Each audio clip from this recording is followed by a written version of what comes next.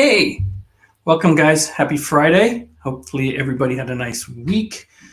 My weeks are blending together. Works. It's keeping me busy. A quick show note. Next week, tomorrow morning I'm getting up early. I don't know, 4, 6, or 8, depending on how I feel. And I'm going to be driving up to Northern California. I'd like to get up at 4, and then I can get up to my daughter's house still mid-morning. Enjoy the rest of my Saturday. We'll see. I might sleep until 8 and then, not get there as soon. Anyway, so I'm going to be in NorCal all next week, partially work, partially family stuff. So next Friday, it's 80-20 that I'll have a show. The plan is I get up there, spend the week, and then I will probably drive back next Saturday, which means I'll be doing a show from my daughter's next Friday night. Anyway, FYI. Let's go take a look real quick at who's in chat. Charles always gets early, man. I love that, Charles. Thank you.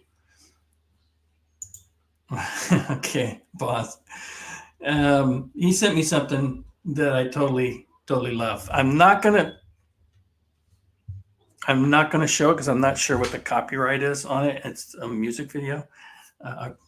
Not video, AI music. Very funny. I appreciated that. Thank you. It's this afternoon. Telemachus, don't tread on me unless you want to. I currently don't have a reason to.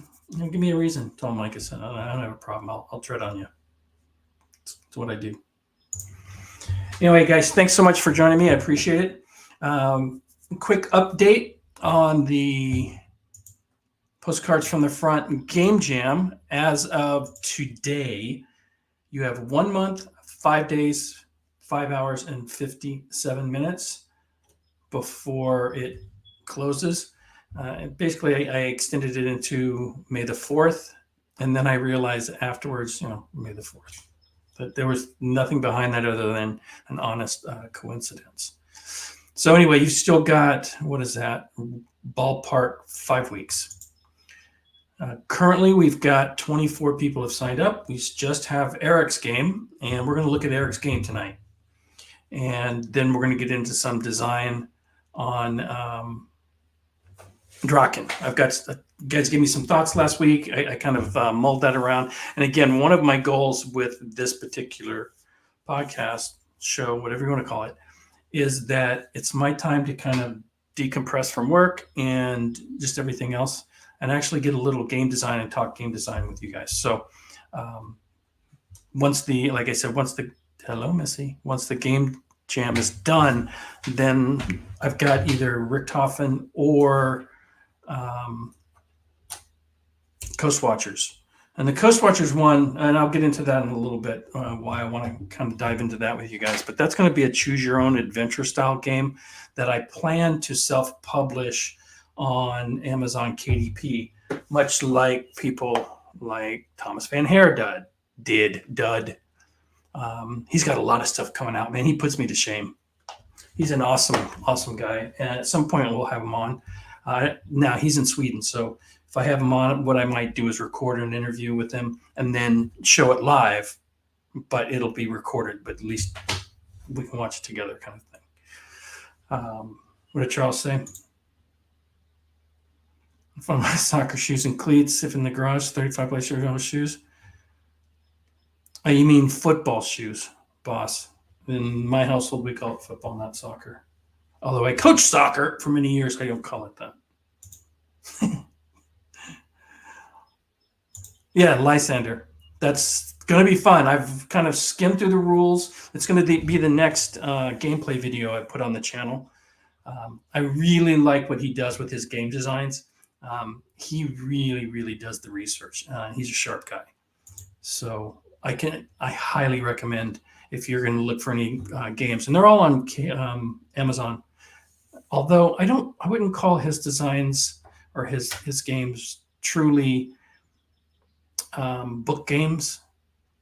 Yes, you can play them from the book, but they're better with components, where there are other games that are designed to only be played out of the book. And that's no knock on Thomas's stuff. I'm buying it either way. I mean, it's awesome stuff. Yeah, Lysander. Do you know anything about it, Charles? If not, I got a video where this is the print. So in here is a copy of the game that I got from Amazon, and then I think this is Blue Panther printed hard components. And so you don't need the hard components. You can play it straight from the book, although it's got cards and you got to cut the book up and OCD. I don't like doing that stuff, so I bought the components. So anyway, I want to try to keep the show, like I had mentioned before, to about an hour. So let's go ahead and just jump right into. Let me bring up some images I have for Erich's game. And let me share this. Hold on one second, guys. See, I'm going to get better at coming up with little screens to kind of hide, little curtains to hide what I'm doing behind the scenes. So let's, oh, great. My toolbar is over. Sometimes on my windows, I don't know if you guys have this problem. The toolbar at the bottom is supposed to auto hide, and I've got it set to auto hide. And randomly, it'll just never auto hide. So I'll, like with this window, I have to minimize a little bit just so I can get to the buttons at the bottom of the screen. It's frustrating as hell. I'm not going to lie. Give me a second here.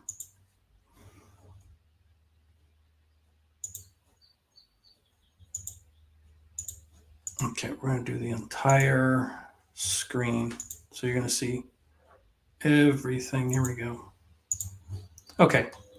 So this is one of the two. It's a 8.5 by 11, and this is the Hero of Hacksaw Ridge of Desmond Doss. Now, I didn't know about this guy at all, and what's nice is Erich puts a little bit of a historical note. Excuse me. And so, basically, Desmond was a PFC in the Army, a medic. And he rescued 75 of his wounded comrades and later received the Medal of Honor for his actions and promoted to the rank of colonel. And he says what makes him so unique is he was a conscientious objector who refused to carry a weapon or kill the enemy. And yet he went out into Okinawa. I can only imagine. I'm going to have to do some research to read up on this guy. It seems like an amazing story. And rescued 75 wounded. That's pretty awesome. So in this game, you play as Desmond Doss, and you go around and try to rescue as many people as you can. Now, I've read through the mechanics, but I don't have a deck of cards, which you need, so I wasn't able to play it. Now, when I drive up north tomorrow, when I stop for gas, I'm pretty sure I can find a deck of cards at any of these truck stops. So I will pick up a set of cards so that during the week I can play it. And one of the things that's nice here is Erich says, option, the game may also be played as a flip and write using a deck of cards and a pen. And so you don't have to cut out these are your double-sided counters down here. So he says you don't have to cut these out or these single-sided counters. Now you still might need the single-sided counters, but you don't need to cut out the double-sided counters, which I think is kind of an interesting design.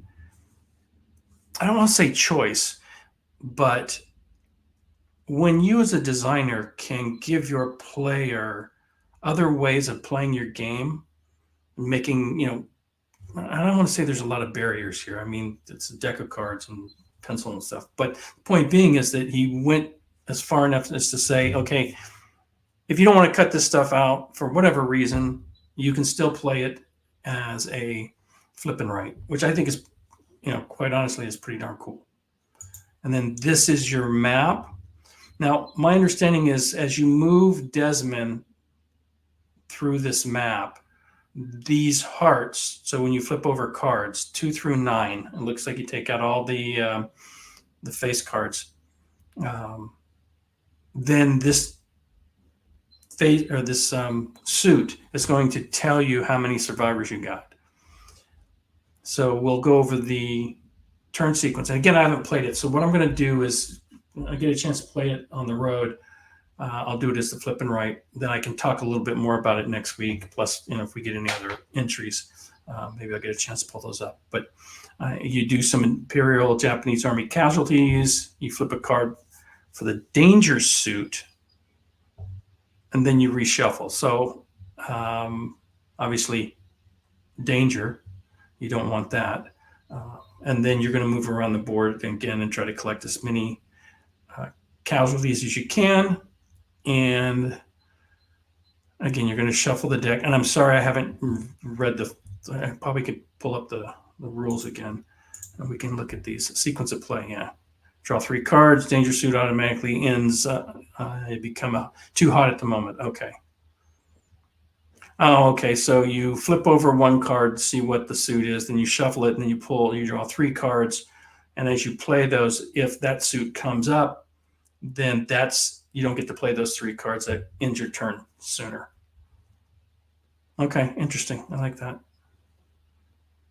And you go through a certain number of rounds. Okay, DOS activation may move DOS 1 hex unless it's a danger suit, in which case he doesn't move. And adjacent to a medical counter may rescue them. So this is where he's talking about the medical counter. And then you'd flip the counters or flip a card and see what's on the card. And that gives you how many guys you've rescued.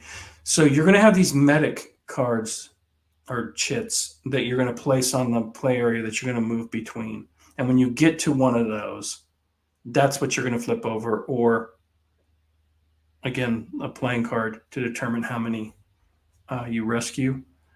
And then DOS has his faith. So let's go back real quick.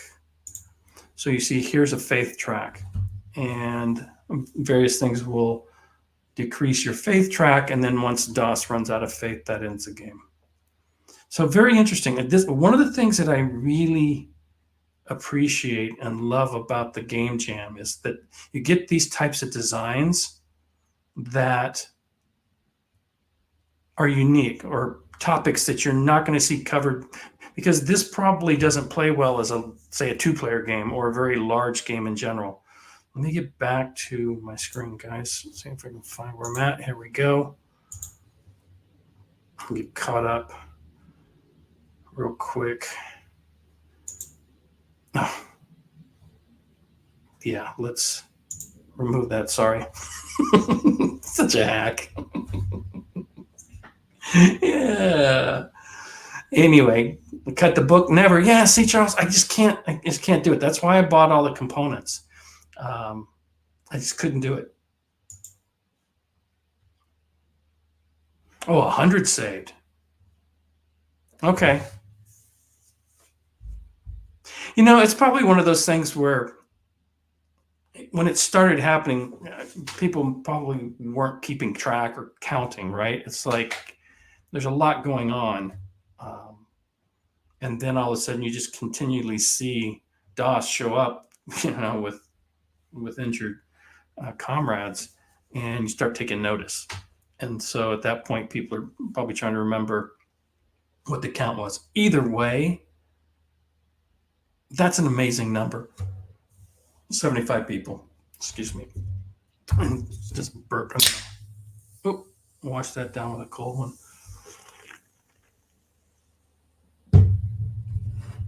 So we're going to have a little tropical dream. Oh, man, come on. Local brewery. That might affect what time I get on the road tomorrow as well. I'm only having one. Okay, so like I said, what I'm going to end up doing is I will play the game because I'm going to be traveling. I'll get a deck of cards, and we can talk a little more about that design. And I'm just cleaning up spilled beer. But I kind of like the idea, again, going back to the topic. This is a perfect format, small games in general, not because I'm running the jam, but this is where you can explore the interesting topics. Like I'm doing one, obviously with Drachen when we get into it. Yeah, you're a pilot in a World War I observation balloon. I can't see that being a huge footprint of a game. Now in my head, I can see a 2-player game. I could see it. It's going to sound interesting. I can see it along the lines of some of those 70s style or 80s style war games from like Milton Bradley, where they're thematic, way abstracted, right? And you sit down with your friends, you open the box, and you push your tanks or whatever.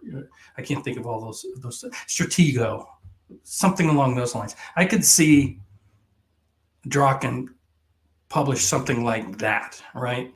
But I don't see it as a hardcore serious game in the sense of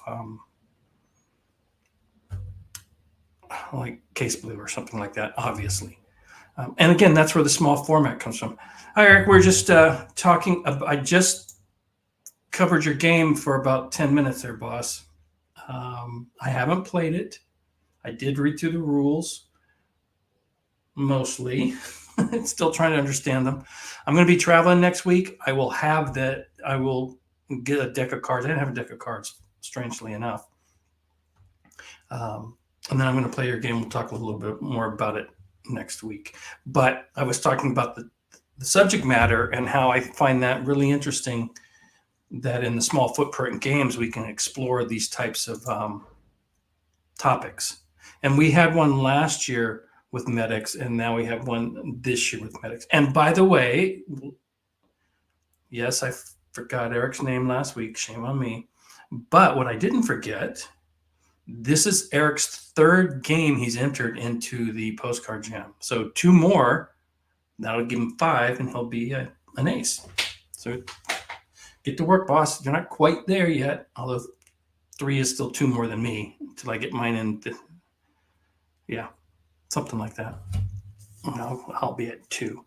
4th, I wasn't counting the mid-year jam, but if you want to count that, then yes, that would be 4. That's like a different front, right? So this is the Western Front. That was the Eastern Front. Let's go with that.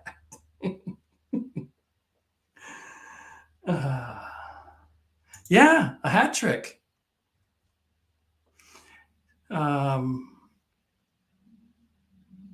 Okay, I was trying to think of something funny to say and failed miserably. Alrighty, guys. So let me do this. I'm going to go ahead and show you. Hold on. Da-da-da. Design session. Let me bring up the screen while you look at this. See, this is what I was talking about earlier. It's kind of hiding what I do behind a screen as I figure out all this stuff, right? Okay, hold on. Add to stage. Okay, I'm not sure what we're seeing because I'm still screwing things up. Let's hide that. That didn't work at all, did it? There we go, guys. Hopefully. See, now I can't see what we're saying. It's going to drive me nuts. Hold on. Do all you just see is the Excel sheet? I've got to really figure this stuff out. No, that's pathetic. Okay.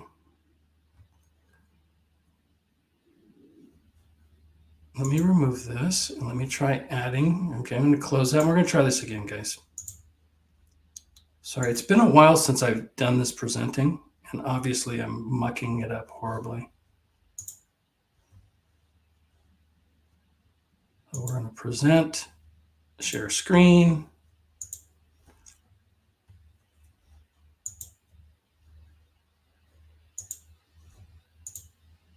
There we go. That you should be seeing. So we're back to our spreadsheet for Drachen. Let me hide that.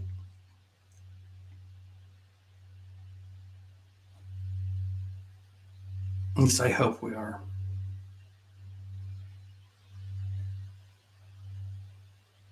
Yep. Looks like we are. Okay. This is why having two monitors is nice. I can see what I can see. So we talked last week about weather.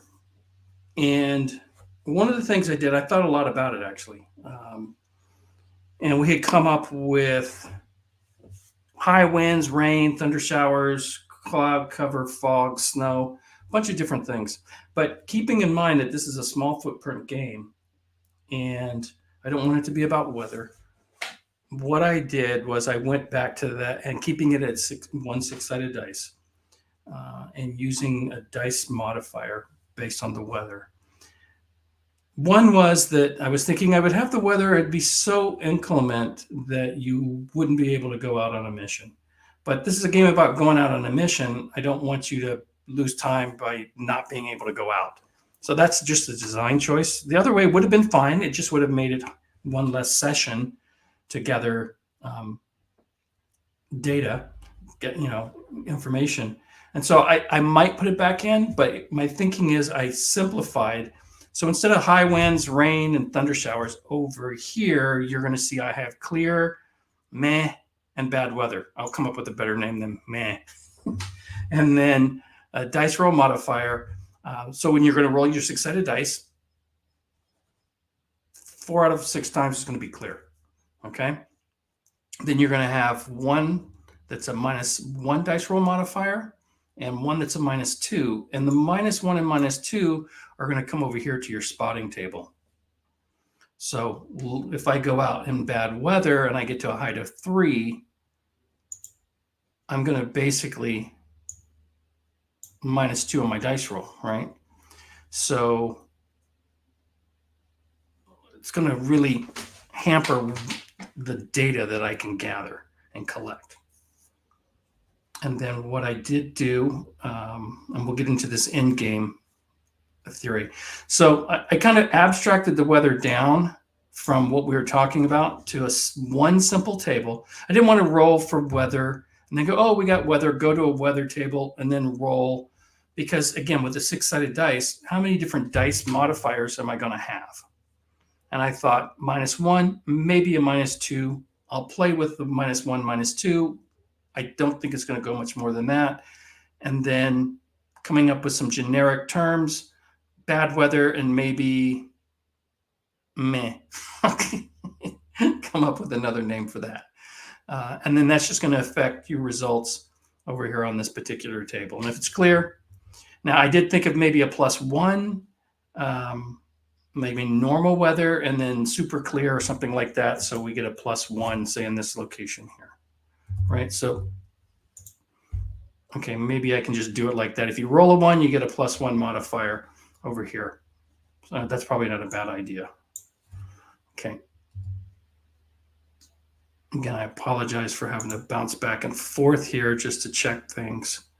Okay, I just want to see if there's any notes. Oh, stop sharing. God, I got to get better at this. Let's real quick go through some of the comments, and then I'll get back into my thoughts on weather. And then I worked on some mechanics for endgame that I want to share with you guys. So what do we got? Oh, I score more than a hat trick. Okay. Double or double triple. Okay. A double triple. That would be good.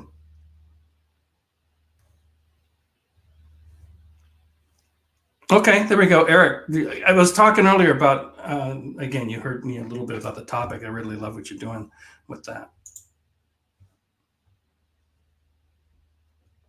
I didn't know this was a movie. Okay, I'm going to have to check that out.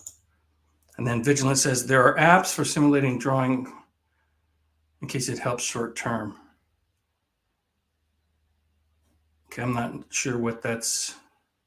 There are apps for simulating drawing from a deck in case that helps short term. Are you talking about the fact that I don't have a deck of cards? I'm going to have a deck of cards tomorrow. I probably have one around here somewhere. I just haven't been able to find it. And so Vigilant went and made, and again, I don't want to play it here because I'm not sure the copyrights on it. AI music for Hissy Cat Studio, and I love it to death. I put it on the Discord, so if you want to hear it and watch it, it's nothing to watch. Go on Discord. check it out. I got a good laugh, and thanks for doing that, boss. It literally made my day. And then Erich is just saying hi to V. Yeah, he's got a lot going on. I don't know if you might. He could talk about his. He private messaged me something on X that he got asked to do. Hey, hi Chris. How's it going, boss? Good to see you, my friend. Good to see you. I saw your show yesterday. I left a little bit early before the end. I was there for a bit, but I had to go get something to eat. I was hungry and tired and hungry. And no, it wasn't chili with beans or chicken fajitas. What was it? Oh, bean bacon soup. Yeah, exciting. And then Eric's just saying hi to not Jay. Okay, so let me go back to presenting the screen, and I want to talk about in-game, triggering the in-game, because I've got something there that kind of... Oh, patchy weather? I saw that. Yeah, I just stuck meh in there. Patchy works. Actually, I like that. Oh, hold on. Okay. So I was going to go to the other screen. Now you got me interested. What'd you get, boss? Please share. What did you get for your birthday? And what are you now? 38, right? Dodgy weather? I don't know how much you saw what I was talking about, the weather table. I have clear and then bad, and I was looking for something that's not clear and not bad, and I currently have meh.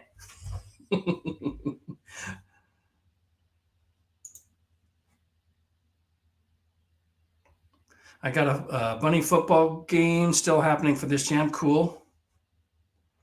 That's the World War I themed one, right? That you just use bunnies for, I think. Erich, 33. Oh man, I didn't realize you were still a puppy. Wow. Okay, I digress. So let's get back into sharing the screen.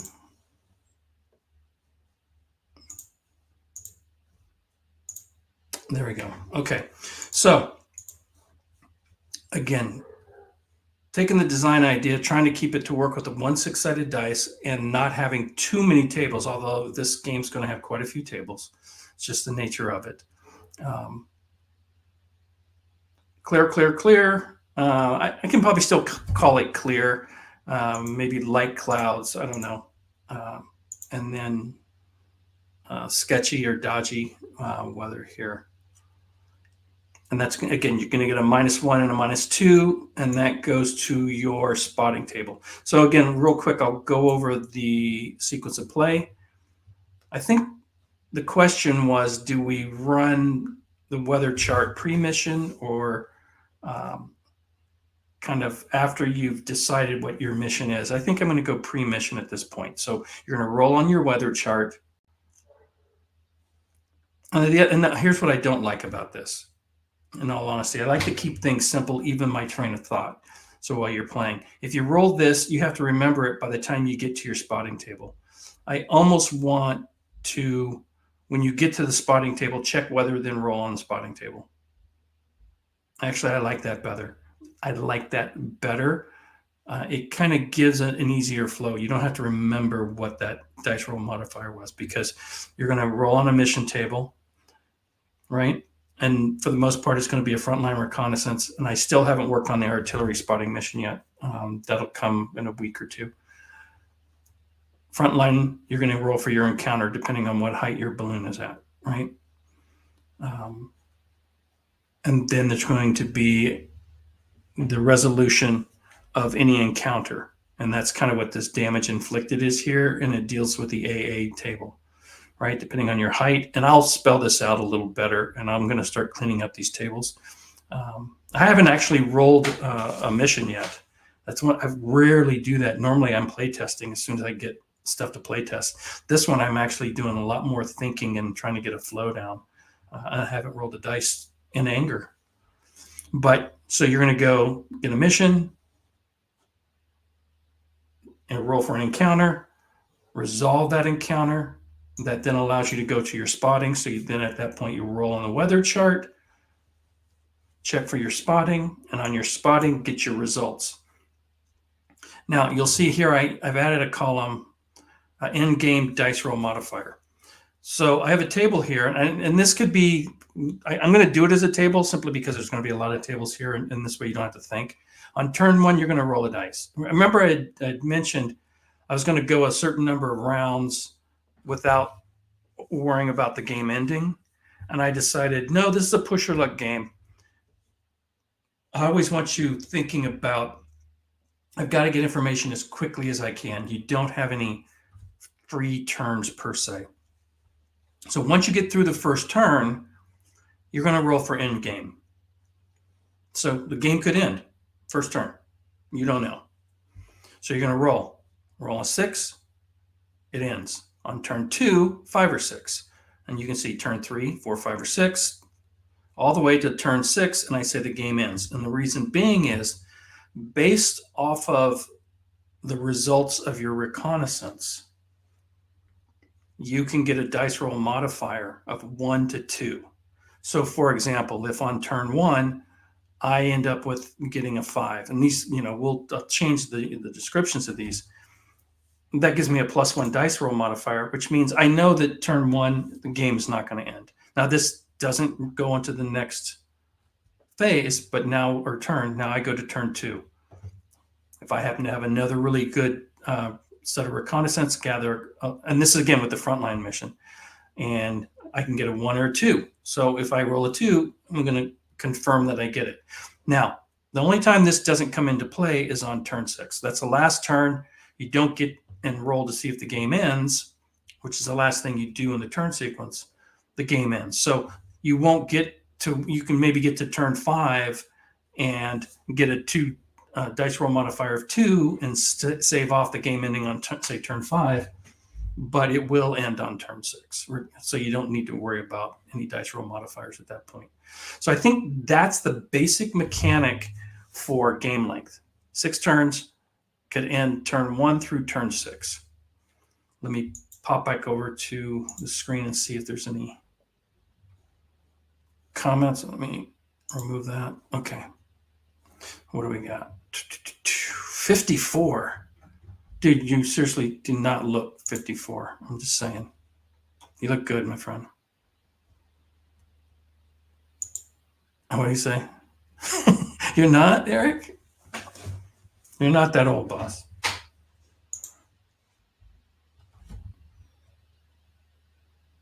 UFL.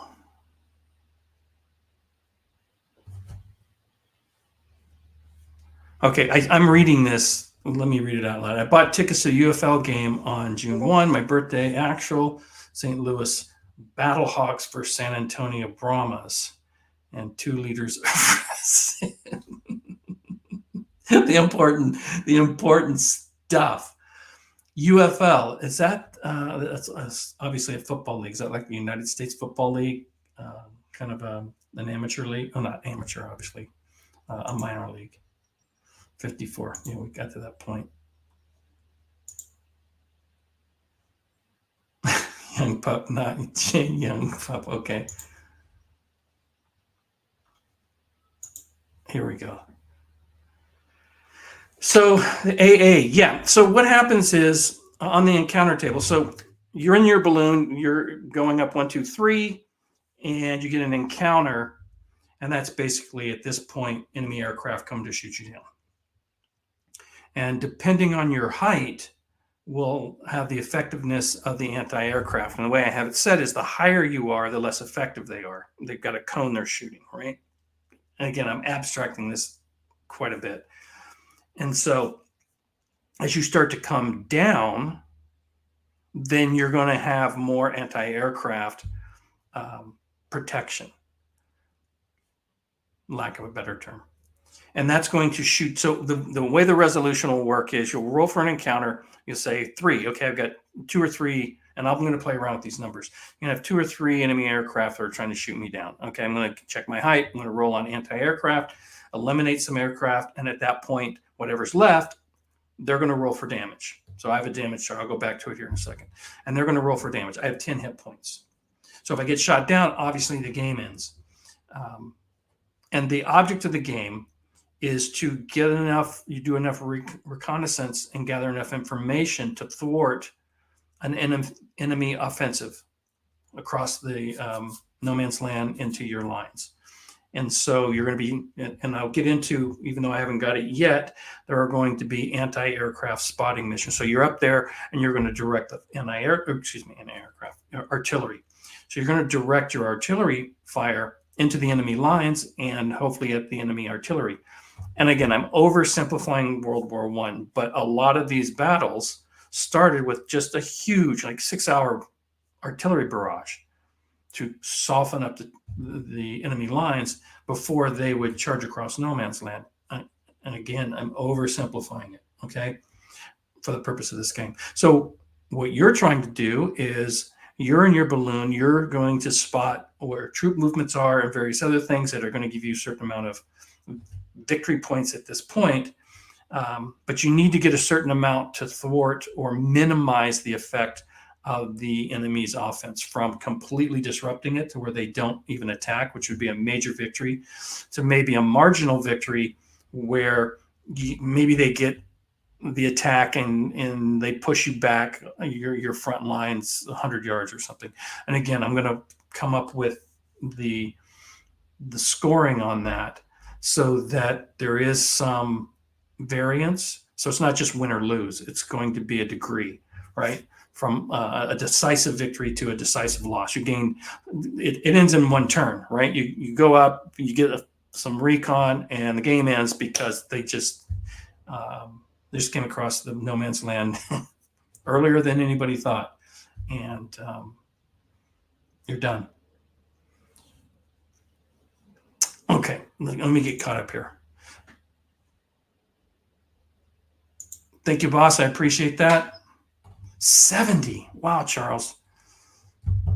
So I wanted to ask you, Charles, are you officially getting offers to do Santa Claus during the holidays now? Because the last time I saw you, man, you got that Santa look going. And I mean that with all due respect, too. It's a good look. Maybe damage can give you a dice roll modifier for your in-game roll. Well, you're not doing damage per se, Erich. I'll have to go look. I'm trying to figure out where you might be thinking. So the damage is where you're doing it to the aircraft or you're taking damage to get shot down.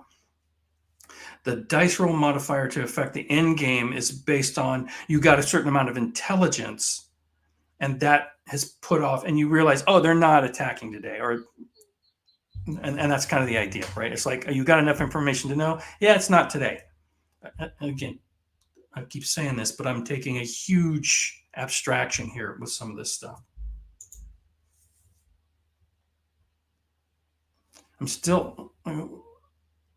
We can chat later. I want to see what you're talking about with the damage for the in-game roll. XFL and USFL merged.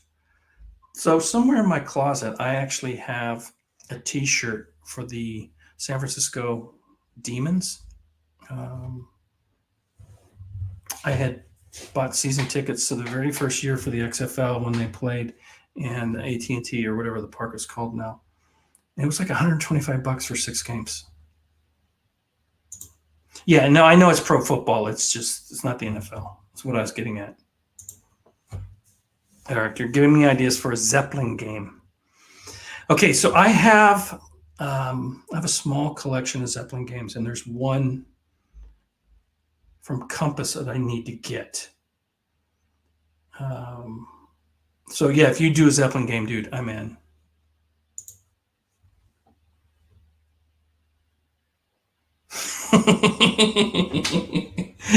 Why? Why give it up? Why give it up, boss? Okay. So again, I have to minimize this so I can see the bottom of this stupid Windows, man. Sometimes just drives me nuts. Okay, so we're going to add okay, so I still have it here. So we're going to go ahead and add this back. And let me get over to it. Okay. So Eric, this is what I was talking about. So on the end game over here, after you do your mission and it states front line, what you're going to do is you're going to roll on the spotting table. Okay, let me just see. I can't scroll over. I have to minimize this. So what a pain. So you're going to start off with a front line. I'm right now working on what I'm just calling frontline reconnaissance missions. Roll for an encounter, resolve that encounter, which will then have. So again, look at your height. So at a height of 1, you're close to the ground. And on a 2, 3, 4, 5, or 6, you're going to do quite a bit of damage to the enemy aircraft. Right now, these are 1 for 1. So that's 1 aircraft, 2 aircraft, 3, whatever the case may be. I'm going to play with these numbers. These are placeholders for now. Okay, and then obviously at the highest height, you're only going to be able to pick off 1. So if you're at a very high height, say 3, and you roll a 6, you're going to be attacked by 3 aircraft. Your anti-aircraft can pick 1 off. You're going to resolve that round of combat, and I'll get into the combat resolution. And you're going to decide, do you want to stay up, or are you going to start to winch yourself down? Now, if you clear the AA, obviously, or excuse me, if you clear the enemy aircraft, you're going to stay up high and keep gathering information, right, and get to your information roll. Now, if you start to come down, I may put some dice roll modifiers here, negative, to your spotting table, right? Because if you get up to 3 and you get an encounter and that forces you down to 2, then maybe you just roll on the 2. It might self-correct here and do what I want it to do.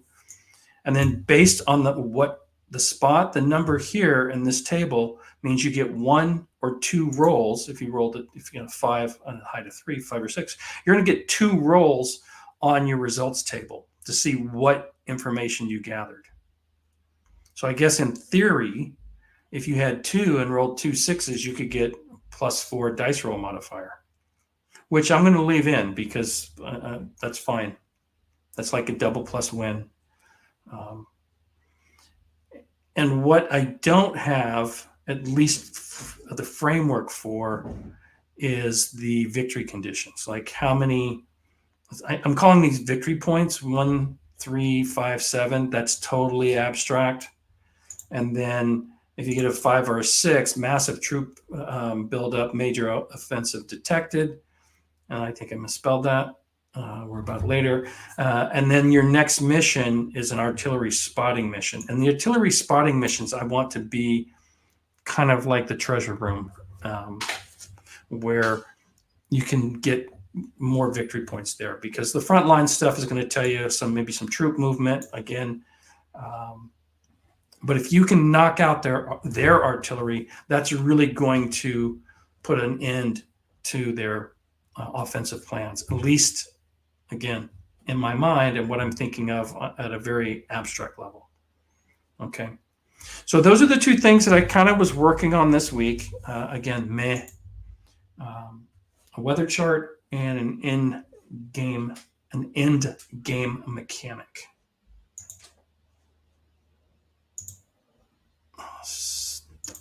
There we go.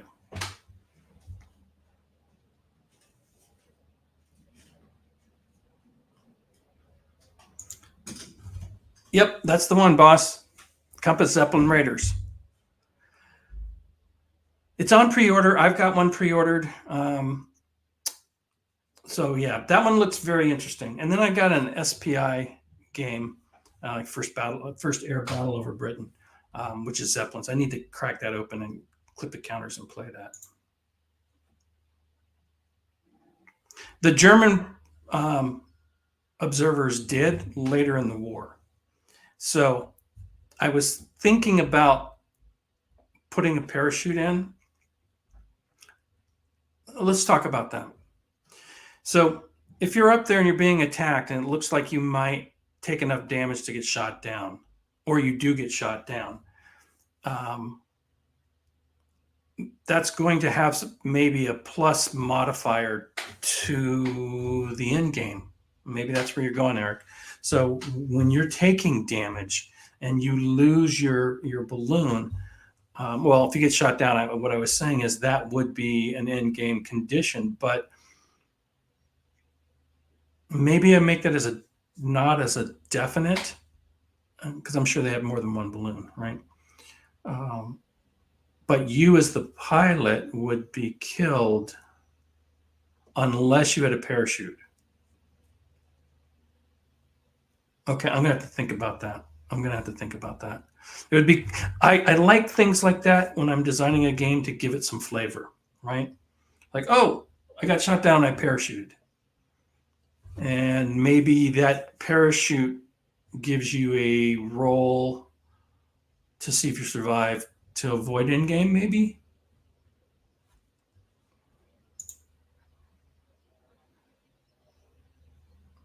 Now, the AA is your anti-aircraft fire protecting you, your balloon, from enemy aircraft. Yep, that one looks fun. I've seen it. Oh my god! Again, now I'm forgetting names. Solo Wargamer. Oh no, it's not Solo Wargamer. Anyway, I'll have it for next week. For damage dice modifier for the end of the game, I was thinking that enough damage to the balloon or spotter or just in a hot situation may make the game end earlier than usual. Yeah, so even though I think you misunderstood it, I think your suggestion is actually weirdly applicable. And that is when you're taking damage. So what I had initially was if you get shot down, then that just ends the game. But then the idea that Charles brings up with the parachute, I totally didn't even think of, could give an opportunity for you to survive. And if you survive, maybe you lose a turn. So let's say you get shot down in turn 2, you don't get back into action until turn 4. So it has a real meaningful effect on your ability, because again, you're that one more turn closer to the end of the game, because you go from 2 to 4, you don't even get turn 3, and you only get 6 turns to begin with. I kind of like that idea. That really puts you under the pressure, because again, I like to design for experience. So if all of those things happen and somehow you still get good dice rolls and pull out a victory, you're going to remember that. That's going to be like, oh my God, that one time and I got shot down and my parachute saved me and I went back up and then I did artillery spotting and I totally obliterated them. That's going to be a fun experience, and pack that into 6 turns. Now, I say 6 turns. When I start playing it and I start getting my end condition set up, that will vary. Okay. That could vary. Yeah, it kind of does. Kind of. I think we're on the same page, though. From the research that I've done, I haven't got an actual height, but it was not uncommon for them to go up and have some really big cameras. I mean, like long telescopic lenses on these cameras, which I didn't even know they had back in the day. And obviously, well, maybe not so obviously, but that's why with weather, it's going to affect what you can see. And again, I'm trying to abstract this a bit, Chris. I don't want it to be, 10 tables or 30 tables. And keep in mind, we brought this up last week. This would be a fun 2-player game. I've got my side, you get your side, who's going to attack. I'm sending my balloons up, and I've already got an idea how that would work, but I'm saving that until I get this design done. And so I'm trying to focus in on just the core mechanics of the balloons going up and going down, and coming up with some resolution for what the reconnaissance is with some risk, and giving you, the player, at least hopefully some choices.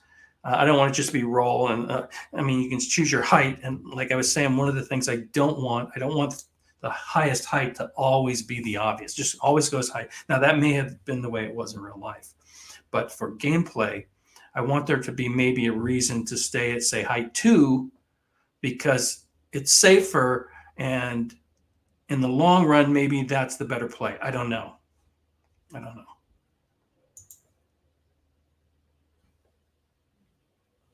I think it was later in the war, but again, since I'm abstracting this, I'm not worried about. I'm not going to make Drachen early war, Eastern Front late war. I'm not going to that level. Okay. Yeah. I'm looking. I want to get it all done and then get it to where it can be play tested and start getting some of your guys' feedback. And if jump, will the okay. See, now that's a level of detail that we go into a much deeper version of the game. If that was even fun, I mean, maybe it would be. If you want to know if you jumped out, and then on the way down, the balloon hits you and burns you up anyway. Says the reason I ask, anything below 300 feet, parachute is about useless. Okay, so good point. If I put parachute in, which I'm going to try to do, it does you no good at, say, level 1, abstract, you're low to the ground. We'll call that. Yeah, if you happen to go down and you're going to die from that fall, yeah, the parachute ain't going to help you. And maybe it only helps you at height 3, and at height 2, maybe it's an iffy situation. Or maybe, but I like that, Chris. That's a good point. So definitely at height 1, it's going to be pointless. You're not going to get to do it. At height 2, I see Charles put up a 25% chance he has a shoot. Yeah. I'm going to think about that. I'm sorry, I'm reading ahead and jumping ahead. Charles also said, I got 4 World War books coming. One is on naval. I'll flip to and see. Okay, if you find anything, boss, let me know. Any research? Like I said, I've been scouring the internet. Okay, let me not overblow it. Scouring. I go through periods where I will research for an hour or so and try to find what I can on balloons, and then wander about aimlessly at that point. And time cameras and gear grew lighter and bigger. Yeah, for survival, increased up to 12 to 1,800 feet. Driven high, air crews began to use oxygen. Oh, and I did see a picture of a guy with a special suit that was all, obviously they were getting up high. It looks like you found some information on it. 12,000 to 18,000 feet. That would be a fall, wouldn't it? Wow, that's pretty high. Okay, at that height, you could parachute and then get blown into the enemy lines. And here's where Charles was talking about 25% chance for a shoot. Okay, so you guys have given me some stuff to think about. Height, relatively speaking, and like I said, I got it at 1, 2, 3 as my initial stake in the ground as I'm designing this. That doesn't mean I can't go 4 or 5. Again, I don't want to get too granular. I still want to keep it fairly abstract to play, but I'm not stuck on 3. It could easily work at 4, and maybe you can't parachute at 2, 1, and 2, or something along those lines. I'm going to think about it.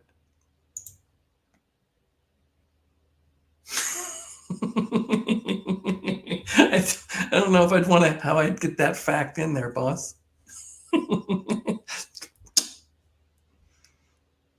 Oh. That reminds me of a story in high school. I grew up in Alameda, and the San Francisco Bay, in a lot of areas, the bay itself is fairly shallow. And they have these wooden towers that would come up to let boaters know that the shallow areas stay away, kind of. And there's some kids are idiots. Kids are always idiots. Went out, and it wasn't low tide, and they got up on the tower, and somebody wanted to jump from the top of the tower, went down in, and stuck. Yeah, they didn't survive. They drowned. So that made me think of that. Yeah, height one probably dead. Yeah, at least in game. And we'll just call it in game. Maybe you broke your leg, whatever. Yeah, I know what you meant, boss. Joel Mike says, look up area reconnaissance World 1. Oh, I'm going to peek. Okay. Keywords matter. I was doing balloons and things like that. I found quite a bit, but area reconnaissance in World War One will do. Thanks, boss.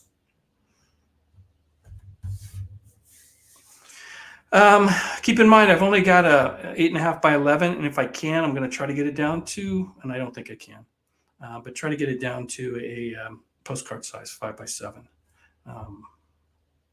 Yeah, I don't see that happening though. Okay, guys. Geez, I didn't get a chance to finish my beer. We're coming up on an hour. I'm going to go a little bit over, but I want to try to keep these tight. You guys have given me a lot of really good ideas. Yeah, the height thing, I'm going to do a little more research. Maybe I go to 4.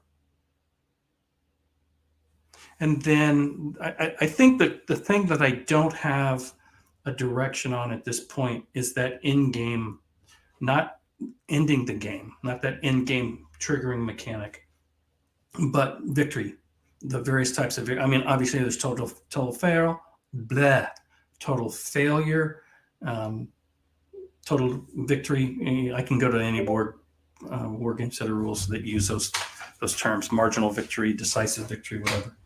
I don't have to be original on that, but what those conditions would be. And at this point, I kind of want it tied. I don't want it to be an abstract number per se. Hey, I got 15 victory points. Although it may end up being that, because that's always kind of a simple solution to things, just throw victory points at it.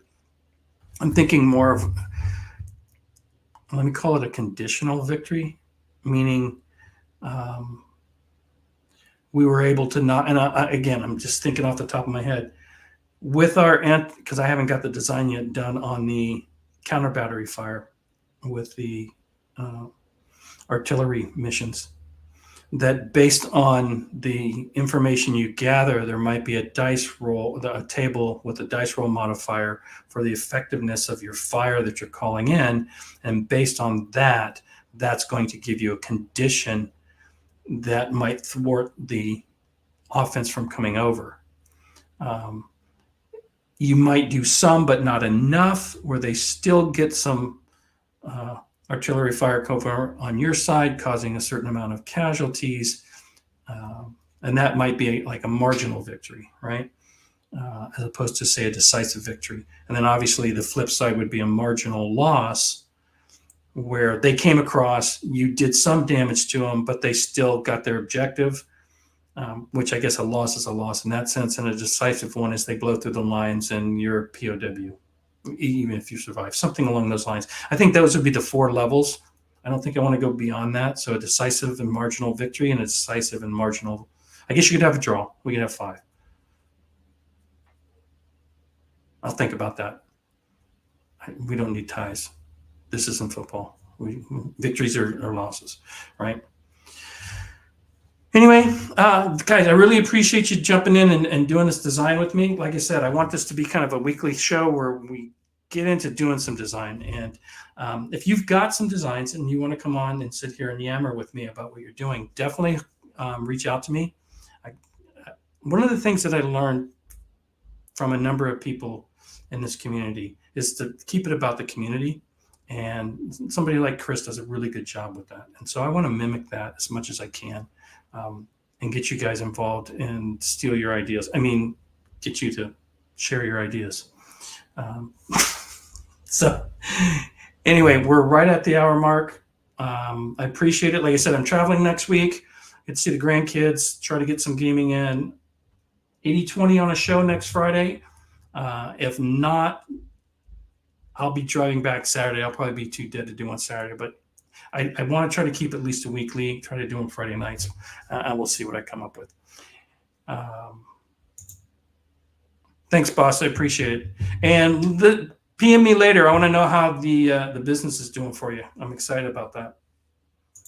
One last note here, 5 by 7, but it turns into a success and go 1 in a box, 2 pages and rules.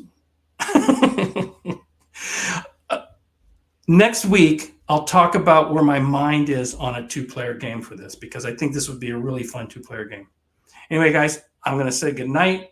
Enjoy the rest of your weekend. Be safe. And I'm not going to catch you on the flip side. That's somebody else's thing. I'll see you when I see you. Good night, guys.